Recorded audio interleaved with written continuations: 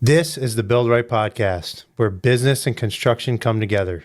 Each week, we talk with builders and industry leaders about what it really takes to run a world-class construction company. If you're ready to build better and lead smarter, you're in the right place.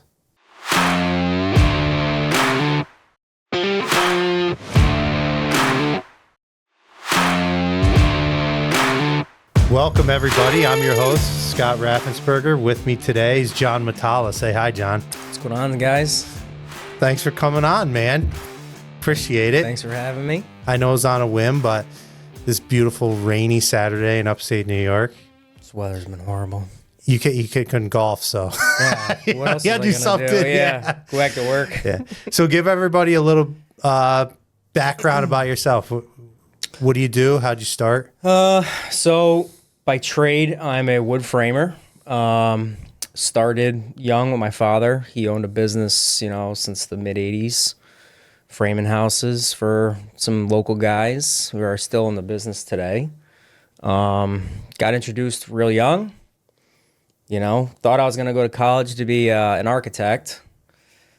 That fell through. I lasted about 6 months. Where'd you go? Hudson Valley. Okay. Yeah, Hudson Valley. I said, this isn't for me. And then my father told me I wasn't going to freeload, so I either had to go to work or move out.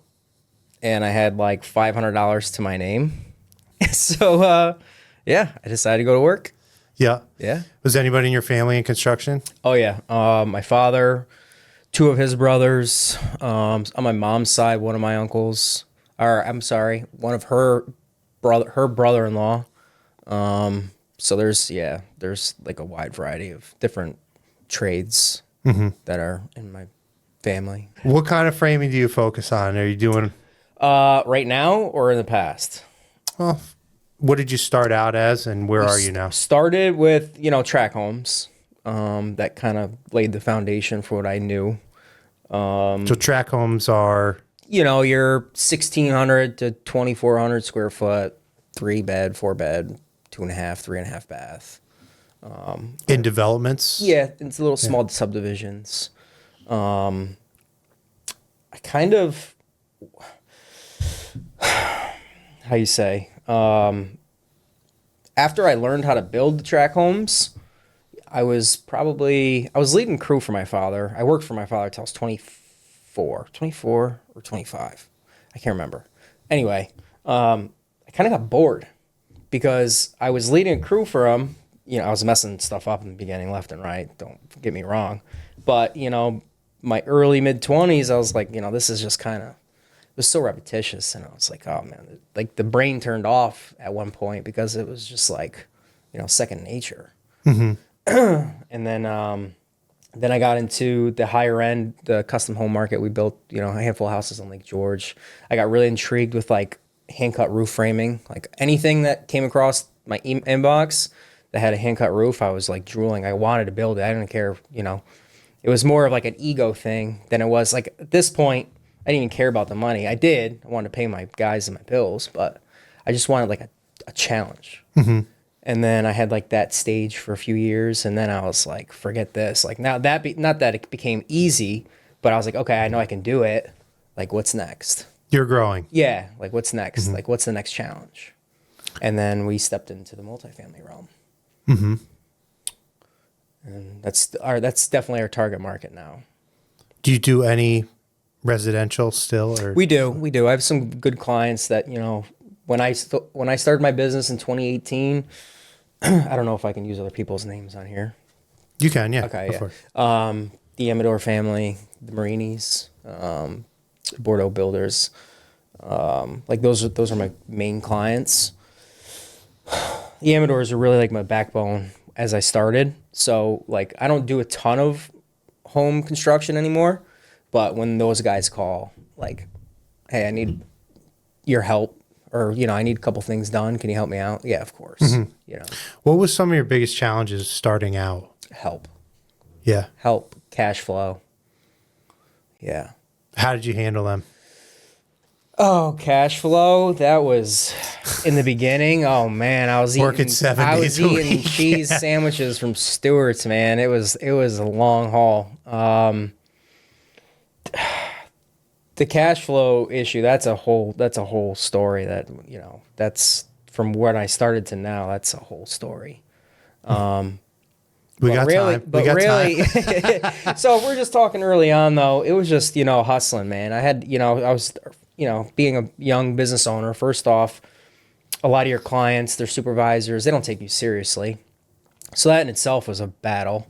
So working the 6, 7 days a week, the 10, 12 hours a day, that was like a minimum. Like if I wasn't there at 6:45 and leaving 5:15, I wasn't going to produce enough work to pay the guys and the insurance and, tools when they break and the forklift, the diesel for the forklifts, the gasoline for the equipment. It was like, there was no choice. And you got a group of young guys who were with me who, we were like, it was like the Wild West. We were all in our early 20s and we were like, let's do it. So, Just running it. Just running, man. I didn't have a clue business wise, not a clue what I was doing. I don't even know how I was. I don't even remember how I used to price jobs. I'd just look at a plan and be like, oh, sure. Like I didn't know how to break down. I didn't have a budget built. Like I didn't have any of those things. Yeah. It was like, oh, I think this will take me 2 weeks with 4 or 5 guys, and all right, real quick, think off the top of the head, send the proposal in. One of the great things about this industry is so many people, myself included, started like you did, where you just grind as hard as you can, 7 days a week. I was talking about that with my wife this past week. It was like, look how far we've come because time flies. And she remembers the days up and out before the sun's up and home when the sun's down, driving an hour and a half to put windows in a bonus room that came, they late because they were the wrong size or something. So they had to go reframe that opening. Yeah. And getting home at 10 o'clock, waking back up at 4 and going out 7 days a week for years and years and years. And people don't see that. They look now, they're like, oh, you got a nice car, you got a nice truck. Yeah. Well, it took some time to get to that.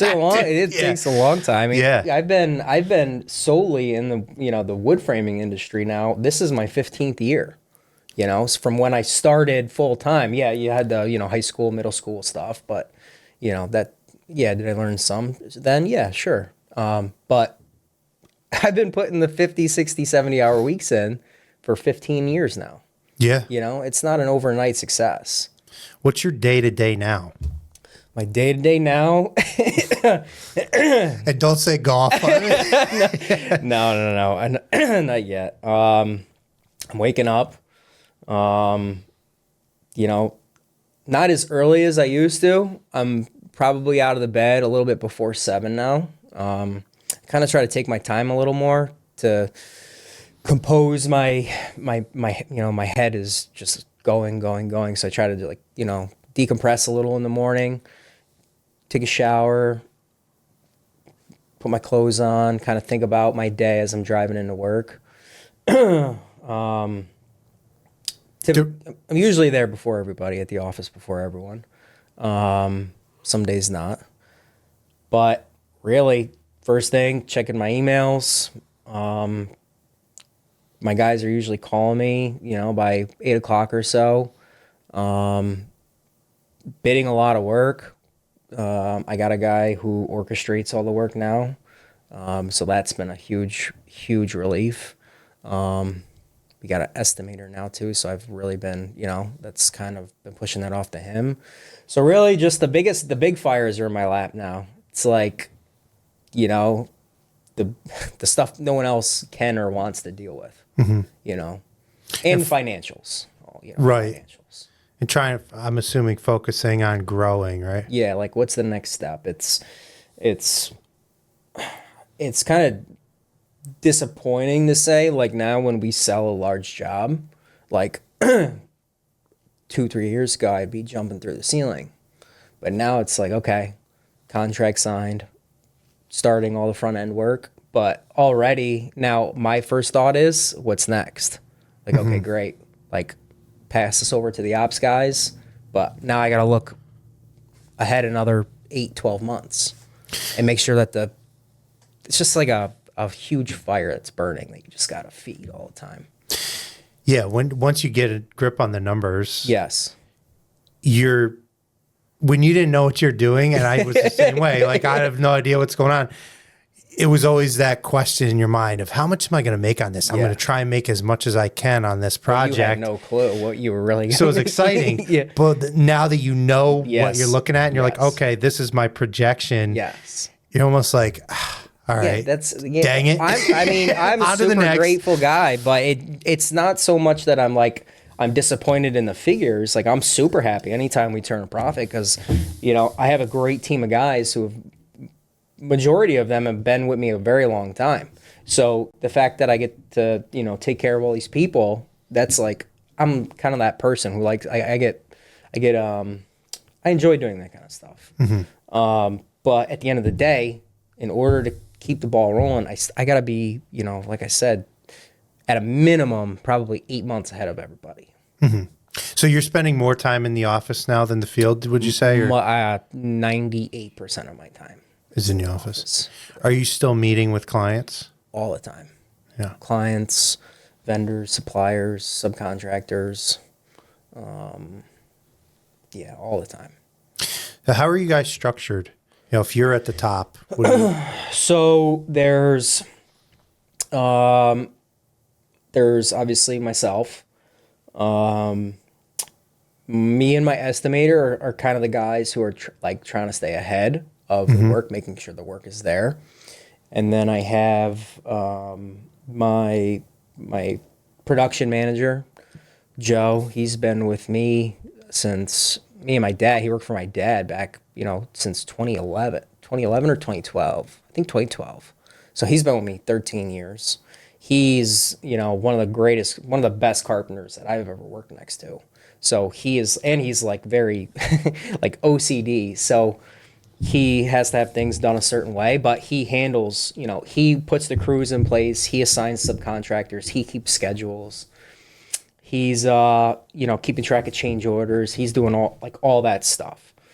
Then you have my superintendents who have, depending on the financial value of the project, they have anywhere from 1 to 4 projects going on at a time. Okay.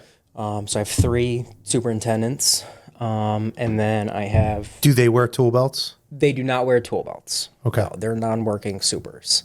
Their job is quality control, safety, scheduling, material drops, trusses, cranes, equipment, making sure that those items are used in an efficient time, getting out of it, because, equipment's expensive. Mm-hmm.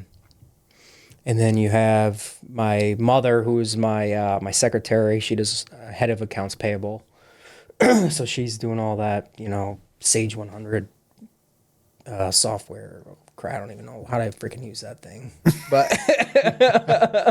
you should know a little bit. I just know how to go in and set the job up in the budget. Other than that, it's like, all right, here you go, it's set up. Yeah. And then you have your labor force. My labor force. Yeah, your labor force. My labor force, yep. Cool. So how are you keeping your crews motivated on these commercial jobs? Because your mindset when you were going through, it can get monotonous. Yeah. Do you do anything special to keep them moving?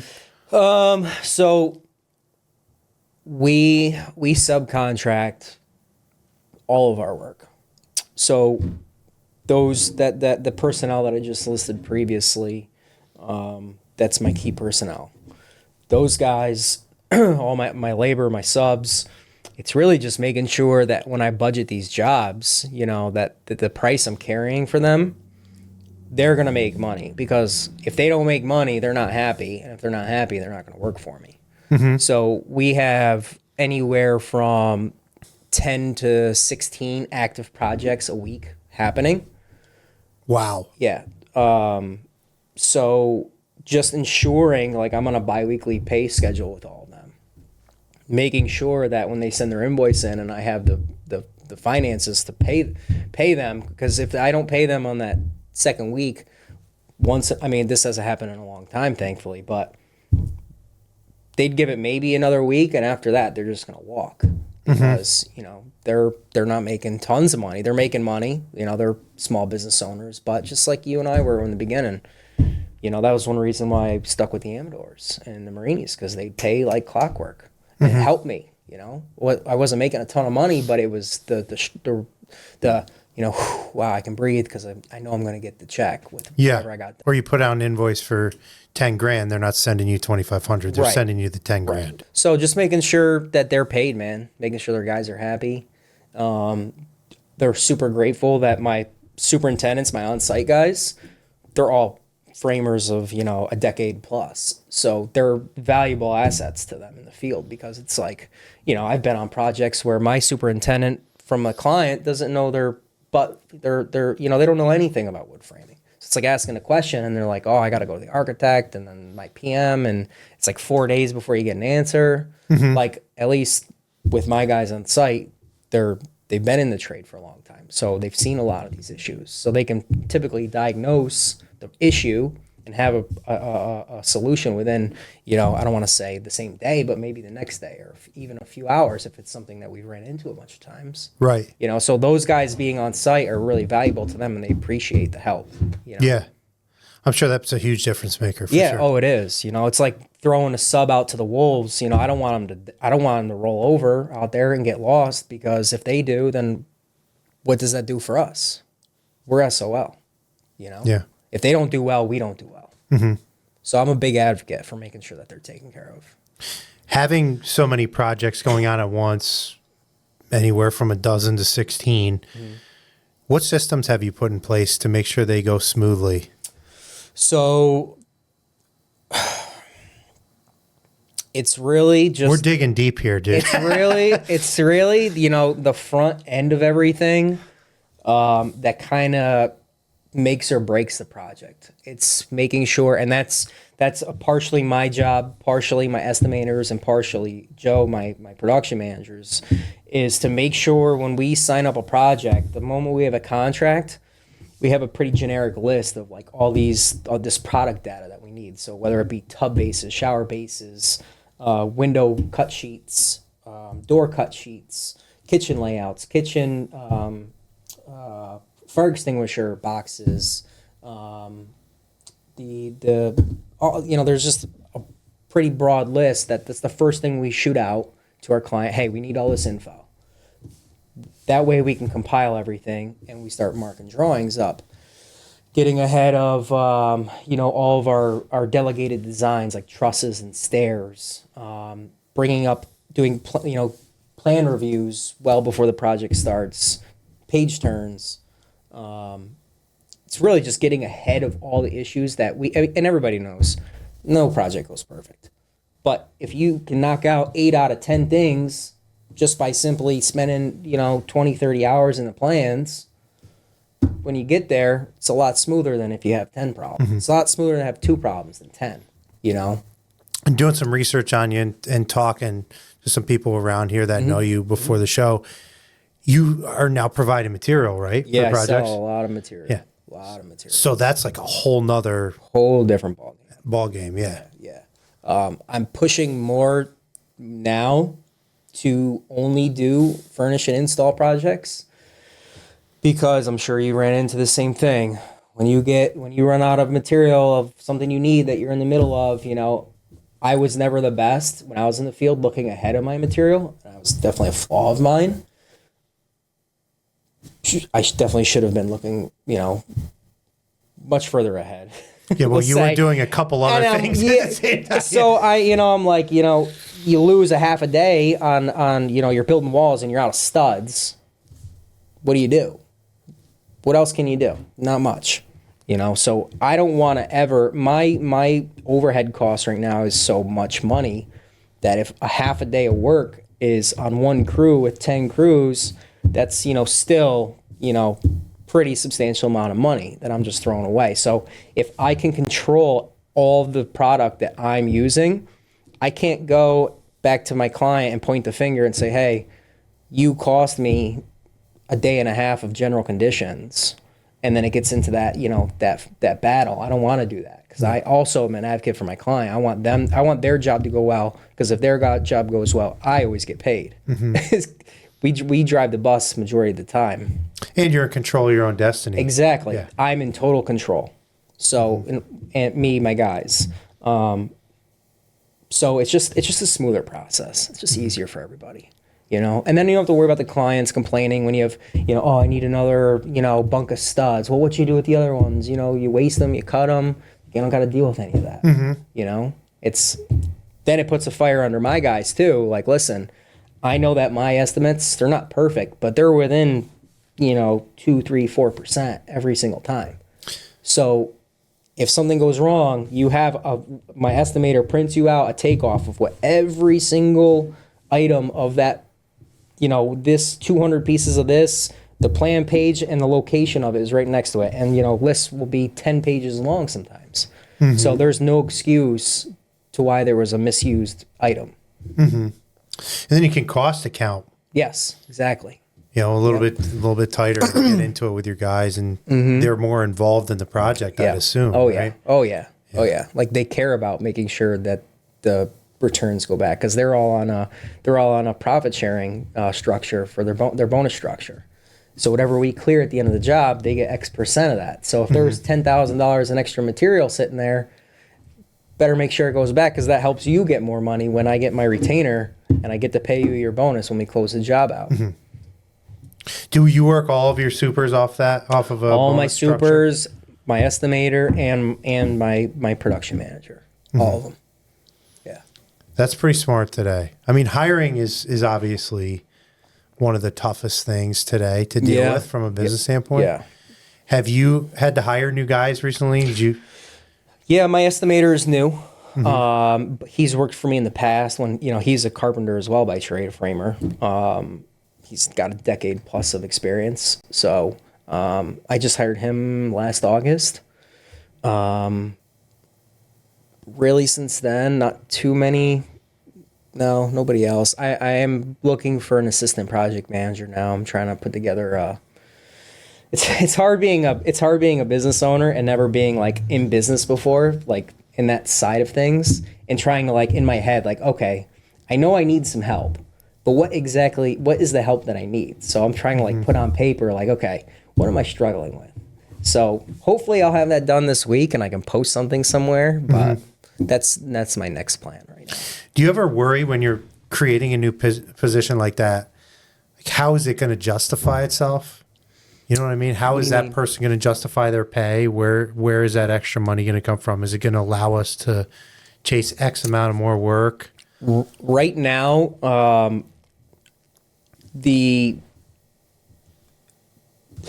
dollars that we're turning over, I'm happy. I'm very happy with the numbers that my business is doing. So at this point in my life, I'm trying to I obviously want to make more money, but at this very moment, I want less stress. So I'm trying to just take, I'm still wearing 5 hats. If I can take 1 or 2 more off in the next year and a half, and have, these 3 jobs instead of these 5 jobs, I'd just be in I'd just feel better. I'd probably be more productive in those 3 roles versus the 5 roles I'm playing now. Just like that kind of thing. Like, I know that the work that we have ahead of us will pay for it, and I can just, bury it into my overhead costs. But at this point, it's more of like a sanity thing. Mm-hmm. Do you see any positions being taken over by AI in the future? In my particular trade, no. Not like for example, there's some like programs now, like Hearth, or is it Hearth? No, it's what the heck's the one that ABC uses? I don't know the name of it. There's some estimating programs, but it's it's. I'm not comfortable with it yet. Mm-hmm. I'm not comfortable with it yet. And there's so many parts and pieces to my trade, like odd things, like who, unless you were a framer, how would you even know where to start with everything? Yeah. And my estimator, like I said, he was a framer for 10 years. So when I taught him, I said, Al, I just want you to build it in your head. Like, what do you start with? Okay, I'm gonna get the linear footage of the sill plate. Then you have your carrier beams in the cellar. Okay, then what do I do? Okay, I put my string in and I put my lollycoms in or my posts. Okay, there's those. Then you say, Al, you're fired. You forgot sill seal. Dude, that is one item particularly that is always either not shipped or forgotten about. Yeah. See, you just caught me slipping right there. No, it's fine. But It's I know what funny, you're saying, yeah, though. If you yeah. build it in your head, it makes it so much easier. You know. So, Yeah. but back to your question, AI. I'm not a huge tech guy. In the near future, do I see it taking over things in my industry? No. Will it start to assist? Oh, yeah, I'm sure. Mm-hmm. How? I'm not. How will it assist? I don't know yet, but Yeah. I think the estimation side of things will eventually get taken over by it. yeah. If you have a really good in-house guy, they're not going to lose their job because you're going to want to keep them because there's that personable aspect of it. But Yeah. for companies coming in, like my company that doesn't have an estimator right now, we lean a lot on our suppliers, and then I don't think that's going to happen until. I don't think the estimating side is going to be taken over by AI too soon because there's still so many flaws in building documents between the architecture, the architects and the structural engineers. There's so much conflicting data all the time. Like, architects calling out 5/8 exterior grade plywood on the walls, but the structural engineer has 30 seconds OSB. Like, what does the computer do at that point? yeah, That's just one of many examples. it starts smoking. Yeah, right. So there's tons, and I always tell Al now, like whatever is the more expensive product, if there's confliction, just carry that. Yeah. Because we'll note it in our proposal and our inclusions, but like for now, that way it's a placeholder, and we're not going to get burnt on the back end if they go the other way. It's got to start on a smaller scale. Like, for example, say decks. I think that's something where it would start decks, and then it might get to house framing where the plans are a little bit more cookie cutter. Even the custom stuff, if you're using the same architect, they're generally the same. When you start getting into bigger projects where there's 4, 5, 6 engineers involved. Yeah. Well, that's our target. So every set of drawing, not every, because we do some smaller stuff too, but there's the architect, there's the engineer, there's the mechanical engineer, there's the plumbing engineer, there's a whole slew of documents. So and they never completely correlate. Yeah. There's always some kind of conflicting information. No, I agree. Well, so once they fix that, maybe the estimation will go more automated. Yeah. But how do they fix that? I'm not a computer guy.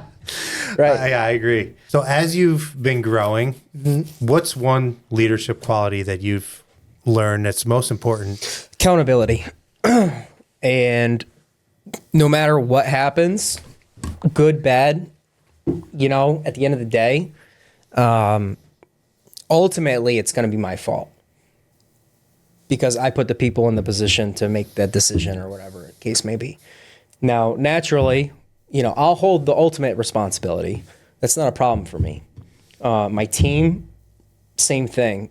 If somebody makes a mistake, I wholeheartedly just want you to own it, and I want you to learn from it so it doesn't happen again. Do you guys do anything creative to make a good environment for your workers? You know what I mean? Every Wednesday we have production meetings with my internal team. There's a whole lot of bullshitting going on in the beginning of it. We've all worked together. Seriously, for the 7 or 8 of us have worked together for a long time. So we're like really close with each other. I do, Christmas parties. I'll do, try to do get-togethers. It's tough because everyone's got families and everybody likes different stuff, But I just try to be a regular guy and relate to everyone all the time, I know they trust me. I trust them. And you guys meet every Wednesday? Every Wednesday, yeah. Why Wednesday? Because every GC under the sun has their job-specific production meetings Tuesday with like the the subcontracting teams. So Tuesdays, Monday's always just like, okay, shit show. Putting out Friday's fires. Yeah. Tuesday, all the subcontract meetings go on the, all the jobs. You should see my Tuesday calendar and my guys. They're like, I can't even get to these other, they all overlap. They're all within like a 4-hour window. It's insane. So I said Wednesday is kind of just a nice day in the middle. You tell me what happened this week, then we can plan. We document all my site guys and my PM. We document all their projects, where they are, what has to be done, problems we're having. Then we kind of just make a plan for the rest of the week. And then it's just nice to kind of be in the middle. Mm-hmm. I can hear about what's going on because I can't get out there. So what happened this week? Okay, what are we going to do the rest of the week? This is the plan. You got to do this. We got to do that. Make sure you do this. I would handle this like that. Mm-hmm. Well, building a business is so much about building a team. And then the byproduct is the building that you guys put up. But Right. What's most important is those guys 1,000%. Absolutely. You know. So for people that don't know, what are some of the main differences between commercial and residential framing? First things first, safety. Safety. Some of these, on these larger buildings, these GCs may have gotten, had guys die on their sites before. So they may have third party, safety officers that are coming out and doing inspections. And in your contract you may have signed, you may have like, okay, the first infraction is a warning. After that, there's fines. And after that, the fines just get greater and greater. And, some of them, after your fourth or fifth offense, they have the right to throw you off the site. So, in home building, it's like the Wild West. You can just do whatever and OSHA, how many times have you heard of OSHA popping up to a subdivision? Mm-hmm. It's happened for sure, but it's not often. On a commercial, when you're 2 stories in the air, if you fall, you can still probably die. The likelihood of that is slim, but you'll hurt yourself. When you're, on a podium at the second level, a concrete podium, and then you got 4 or 5 more stories of wood, you fall from there outside the building, you're probably going to be, in a casket. So is most of the framing around here wood? Well, for commercial, excuse me. A lot of it, yeah. Yeah. When you get into like medical, that's where medical and like restaurants, retail, that's a lot of that is metal stud. But when you're talking like hotels, apartments, senior living, they all. Do you know why? No. I think cost. Yeah. Because wood is definitely cheaper than metal. Mm-hmm. And these developers, they buy this parcel and they say, I want to put 300 units here, and they build a rent roll and a pro forma, and that rent roll and pro forma kind of dictate, and that kind of dictates the allowance they have to construct. Mm-hmm.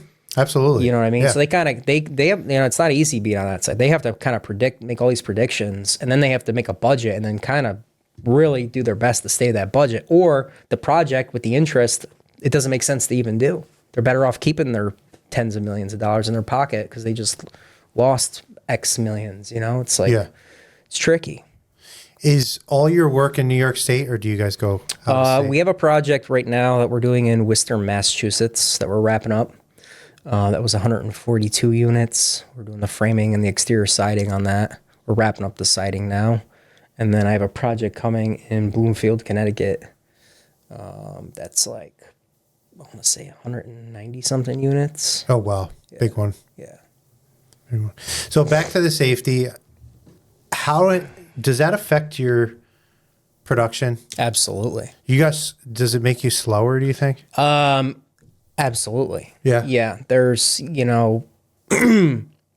it kind of all goes back to your budgets, right? It's like you have to know that you're going to be 10 or 15% less productive at certain points. Mm-hmm. Building floor systems, building roof systems, those are the two, it's all got to be off a ladder. You got to be tied off when you're setting up you got to rail off the entire perimeter once you get your floor trusses all on. As you're working your railings, you still got to be tied off to something. It's like, it's not a real fast process, when you're being safe, when you have to be safe. What would you say the biggest headache in commercial framing is? The biggest headache for me, right now, probably the cash flow. I want to use an example. I'm doing a project in Troy right now, downtown Troy. It's 90-something units. It's like 93,000 square feet or so. We're on week 7, I believe.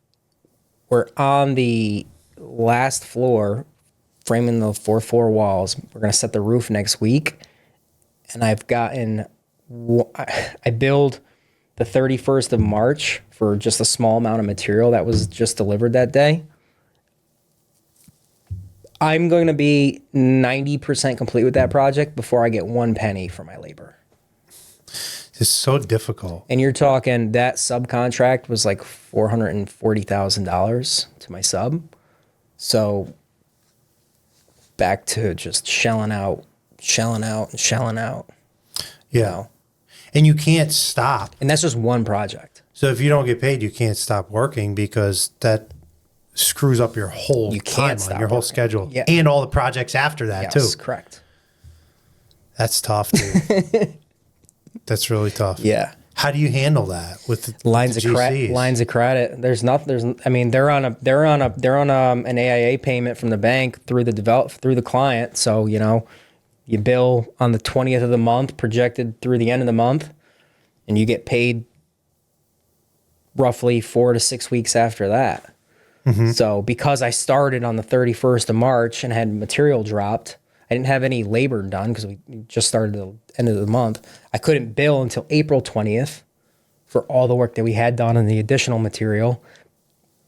That payment was pretty substantial, but I'm not going to see that for another 3 weeks. And in 3 more weeks, I'm going to have the roof capped and I'm going to be doing punch out. Yeah. Yeah, because it moves so fast. It moves so fast. Do you think it's possible to grow as fast as you have without using line of credit? No way. My accountant laughs at me every time I talk to him because we're at like the last 3 years we're like a 2x, like back to back to back, like 2x gross revenue. Mm-hmm. And he's like, you don't ever have you're not liquid because you just are taking on more and more work and you're just using the money you made to fund the additional stuff you're taking on. Mm-hmm. He's like, you're not going to see any money sitting in the bank until you decide to plateau. And I'm like, Jesus. Sick, never. If you're not growing, you're dying, man. You got to keep growing. I would definitely be content with plateauing for a couple of years to kind of, build my build my systems, get them more dialed in. And like I said, get another position under me that I can give some responsibility to, and then maybe go back to growing again. But I definitely need to take this coming year and kind of like, okay, I don't need to bid everything that comes in my inbox. Be more selective. Stay with the clients that I know are going to pay me. Kind of tame it down and get some control, put some, like I said, just dial in the systems. Yeah, I think if you take a step back, take a deep breath, and then really focus on your direction and where you want to go, and then a year seems like a long time when you're in it, but it's really not. Yeah, it flies. And then that following year, just hit it as hard as you can and keep going. So to this date, what has been the most difficult project you've taken on? Can you share that with us? Yeah, I sure can. This one to your mind like that. Man, there's no question. This one in Massachusetts, man, what a nightmare. What do you want to know? I guess. Why is it terrible? What happened? Well, when I bid the project, it's about 2.5 hours. Is it the one you're doing currently right now? That I'm wrapping up with the site. Okay. Yeah. When I bid the project, it was so far away that, and I hate wall panels. I hated personally working with them. I never liked them, but I was like, they are a little faster. I was like, you know what? It's so far away, I just want to, maybe I'll buy them as panels and loose lumber and just try to slam this thing out as fast as I can. Well, I get the job. The GC was pushing me to start. Foundations are 12 feet in the ground. There's underground parking. Mm-hmm. They tell us, last minute, we can't backfill because there needs to be a slab poured in the cellar, and that can't happen until the plumbers do their underground because of the 12-foot foundation. The engineer was afraid of the foundation rolling off the footing. Mm-hmm. So we had to build the whole first building with essentially a 10-foot deep, wide trench. It's a 3-story building with a 10-foot wide trench off it. The safety guy, this is why I'm stressing safety, was there every other day. And I'm talking, he was picking apart. It's one thing to be doing something and not be tied off or, being on the top step of a step ladder. Those are no-nos. This guy was writing us citations for cutting wood over your foot. You had to cut the wood on sawhorses, had to wear gloves while using a saw or shooting nails. Thank God my father handled it and got through it. He could just tell you nightmare stories about it. Hoses running down the corridors, hoses and leads. They had to be hung up on things above eye level. They couldn't be in the corridor. Dude, it was just freaking a nightmare. So the safety instantly put probably 30% additional time on the framing alone. Then I had an apartment rented out there. It was expensive. Or I had a house. It was a house. For your guys. For my guys, yeah. Yep. It's because that, my 6-week duration that I built in my budget turned into 8.5. Then the second foundation, there was 3 buildings and a clubhouse. The second apartment building wasn't ready for another month after we completed the framing there. So I didn't, in the project schedule that I bid, it was supposed to be back to back to back the clubhouse. So then you just had a gap there. Oh, then the fire department was shutting the job down every other week because the sprinkler guys were supposed to be working directly under us, installing the dry sprinklers. So, oh man, it was just, then you have all my equipment. I had, 5-6 pieces of, man lifts, forklifts. They're just sitting around for all this extra time. My dad's an expensive guy on my team. He's out there, an additional, I think we're 6 months beyond our total. Oh my God, dude. Man. So equipment, overhead, supervision, the hotel, man, I'm upside down on that project enough that you'd probably vomit if I told you. Mm-hmm. Were you able to direct that cost back to the GC? They didn't want to hear nothing about it. You signed a contract with a working schedule. We're going through it. The senior project manager that I'm working with is a pretty understanding guy. So there's some costs that they're taking, but I can't stop the job because it's for my biggest client for, United Group. So I couldn't just not complete the project because I got 3 others in front of me with them. Mm-hmm. So it's holy crap, I'm just getting my ass whooped. Do you think being out of state added a whole nother element to it? I think me not having the ability to go on these real big jobs, I tend to, I like to problem solve too. And if there's big problems, I got to go out and do, that's part of my job. It was so far away that it was Pops, just do this, this, and this. And he did the best he could, but man, it was just. You lose any sleep over that one? Oh my God. Yeah, man. Yeah, man. Yeah. The engineer on record, again, this goes back to front end work. Our delegated truss design, there's a submittal process. So once we get the contract, first thing we do, because trusses take a while to design on buildings like this, You buy out your product with whoever, you decide to go with. You start the engineering on all the trusses.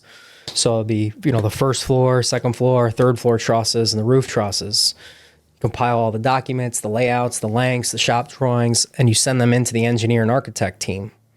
They review everything. Okay, no, this truss is too long. Okay, the loading on these trusses have to be different. Like, so they do all that. Then they kick it back. Then we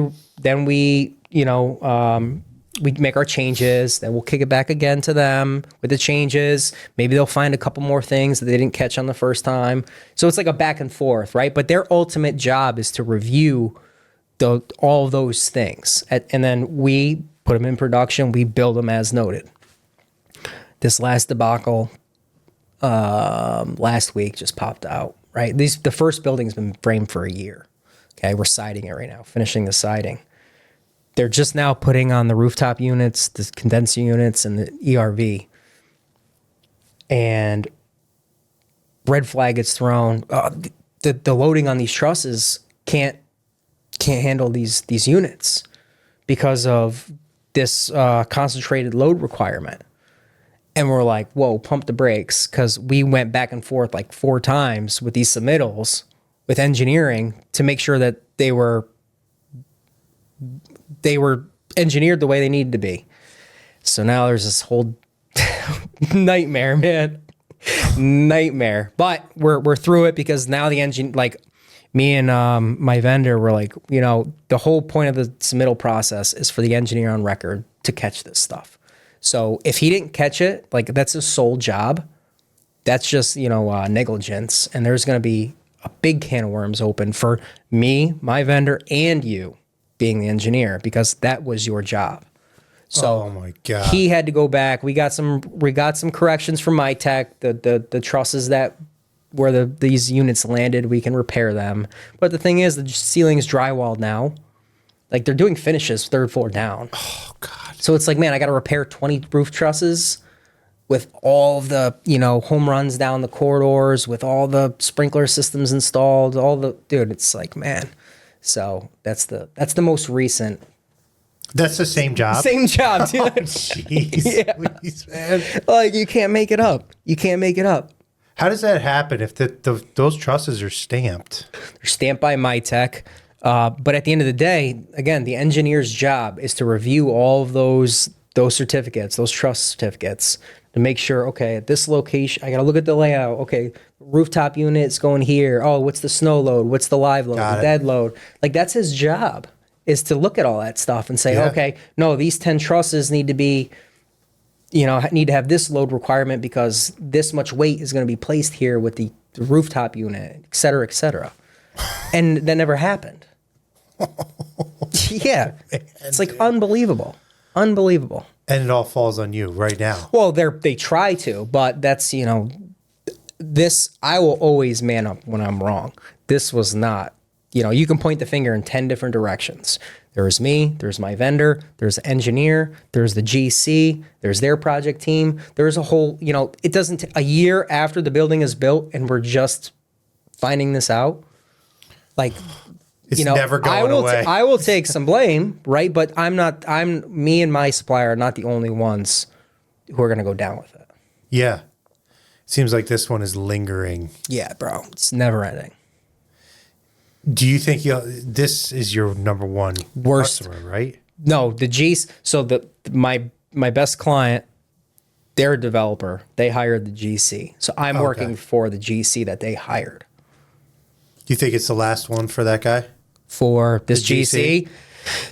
Man, they'd have to really come up with a sweet offer for the next one. And maybe I'll give them the old, screw you price. If they give it to me, they give it to me. If not, yeah, it's a tough one. I mean, they're good guys over there. It's just the whole project itself has just been a nightmare. Have they been trying to help you? Yeah, yes and no. Yeah. Yeah, they help me, but they also point the finger when they have to, which is fine. If it's legitimately from me, all right, we'll take care of it. We'll do what we got to do. Yeah. But every project, there's some things where you got to go back and touch up or absolutely fix. No project goes perfect, man. I don't care who you are. You know, some guys try to hang me out to dry because I goofed up. You know, my guys goofed up this, that, and the third. And you can ask any of my clients. If there is an issue that's brought to our attention, it starts with my supervisors, then goes to Joe. And if it has to come to me, it'll come to me. But one thing I know that all my clients will say is if I were to tell these guys that there's an issue, within a day or two, they'll come, they'll take care of it, no questions asked. Mm-hmm. So how far do you think you'll branch out to? What do you mean? Like as far as geography? Yeah, geography goes. Well, we got the one coming in Bloomfield. I got a big one I'm looking at in Syracuse. I mean, I'd love to stay as local as possible, but I got one we're looking at in Maryland too with 84 Lumber. Hey, John, that's not local, brother. Yeah. Would you ever open up another office? I've been thinking about it. Yeah. But first, before I even can consider that, I need to, this goes back to me not having time because I wear too many hats and have too many roles. I need to really sit down and like create on paper. I have some systems and processes in place, like in a file in our computers that everyone can look at, like how to do's and what to do. But like, I need to really spend a month and just kind of start from the beginning and like, okay, how do we do this? How do we do that? And then I can really assign people real roles and they can do those roles. And then I can go, somewhere else to start something else. Mm-hmm. But first I need it to be like more automated than it is. Yeah. And that's no one's fault but my own because I just, haven't had time to get it there. So what do you see this industry projecting in the next 5-10 years? Do you think it's going to continue to grow? Man, I really don't know. There's been so many apartment buildings and hotels and senior living buildings that have been built in the last decade, 15 years. It's like, I don't know. Are people getting out of housing? Are people really not looking to buy houses anymore? I think apartments are becoming more popular. Or condos or townhomes, stuff like that is the new starter home. Right. Because of the cost. Right. So I actually think your industry is going to keep growing. The problem around us is it's so hard to develop. Yeah, no, well, everybody knows, developing New York State the last few years has gotten real difficult. Yeah.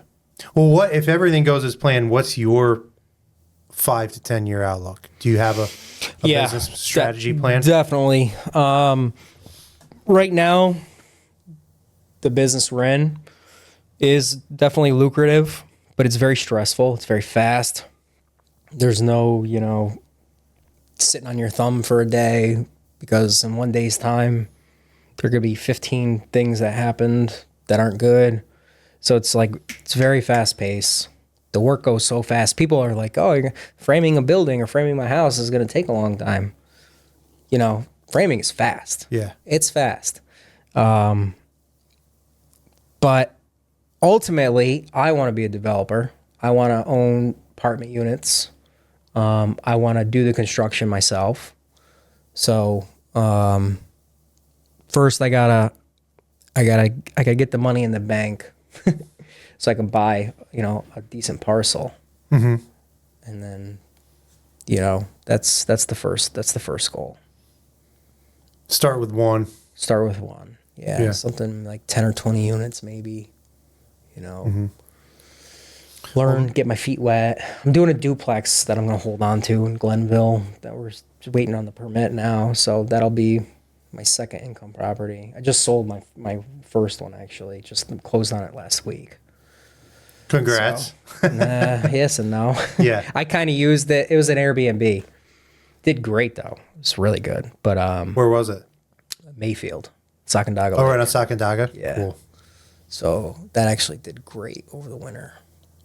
Which is crazy. It's just crazy. It was crazy. But it did great. It was like for 5 straight months, I had the same people in there. Oh, perfect. Perfect numbers to show right before you sell it. Exactly. Yeah. Look how well this is performing. Even in December. Yeah. That's funny.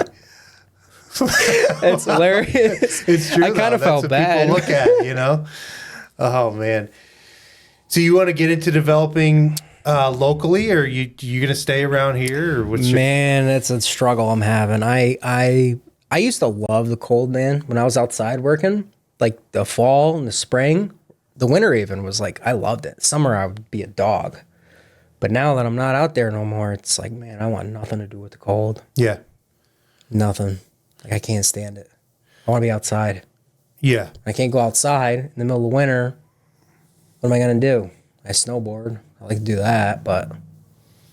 Yeah, but you can try. I'll go on vacation once a year for a week to go snowboarding if I really want to. Right, yeah. I can look at snow on a postcard. You know what I mean? I don't need it in my backyard. Yeah, that's a question. I got a buddy who moved to Georgia. He's working for a huge development company. It's owned by Berkshire Hathaway. Huge, like $1 billion company. And he's part of the land acquisition department.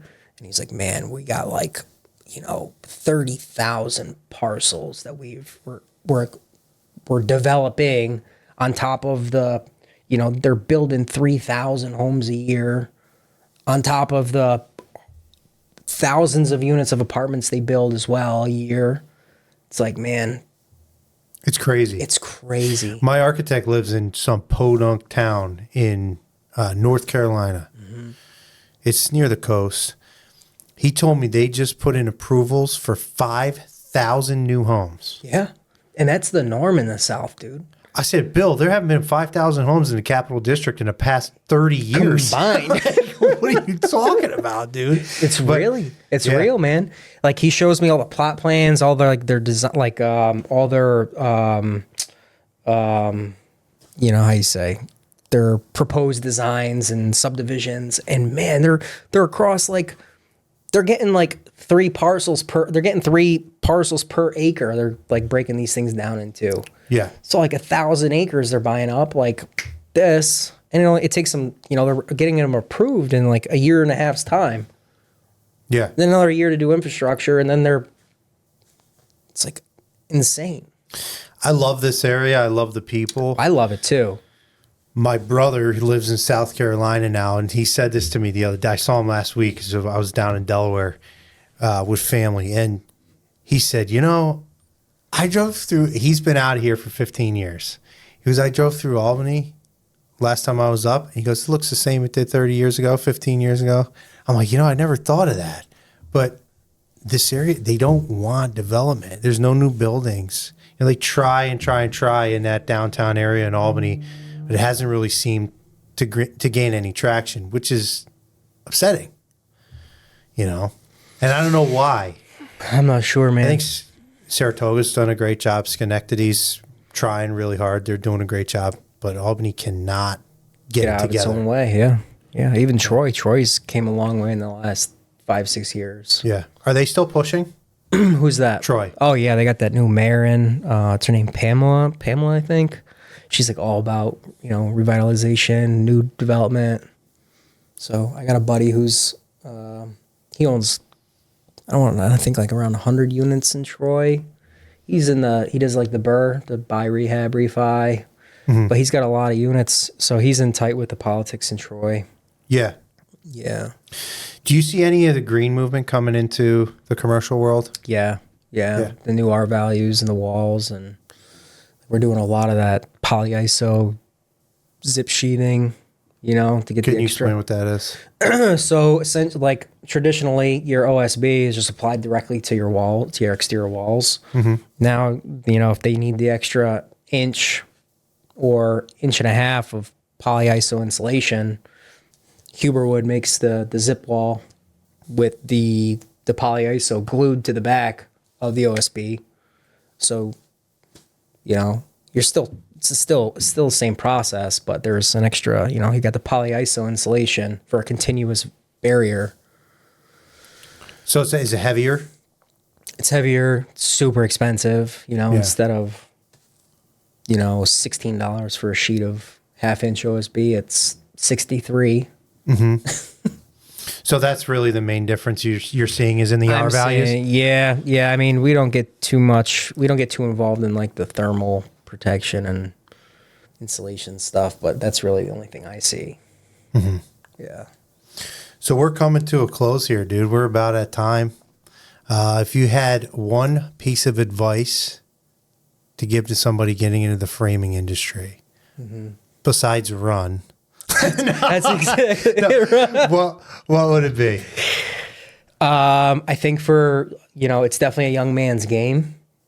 If you're a young man or a young woman who are interested, just, it's a very lucrative business. I don't think it's a business you can make, do your whole life, whether you're in the field or, on the business side, because it's so fast.